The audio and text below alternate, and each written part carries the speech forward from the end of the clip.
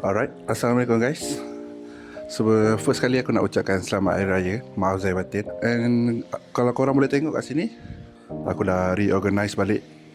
So sekarang ni aku tengah print aku punya 10 rack, and aku akan letak kat sini lah. Alright guys, let's go. So satu set ni dia boleh muat dalam 5 spool, and satu set ni dia ambil masa dalam 3 jam untuk print. So kalau korang tengok dekat sini, aku ada 2 set lah. Satu atas plate, satu lagi yang dari di atas meja.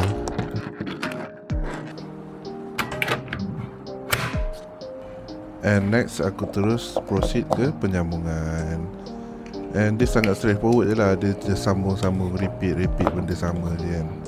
So total aku buat ni awalnya untuk 9 spool. Tapi bila aku dah siap, and dekat aku punya rak kayu tu dia tak muat tau. So aku kurangkan jadi 8 spool je lah yang boleh masuk. And bila 8 tu dia jadi ngam-ngam dekat aku punya rak kayu tu.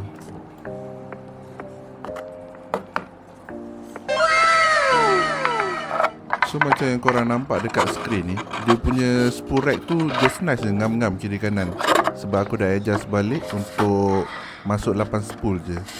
So memang perfect fit lah.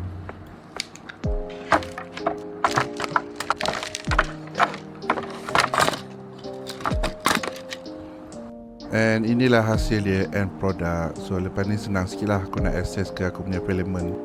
So apa korang rasa? Okay tak okay aku punya spool rack macam ni? And level bawah ni dengan bawah sekali, korang rasa aku nak letak apa? Cuba komen kat bawah. And thank you for watching guys. Jangan lupa like, comment, share and follow. Bye bye.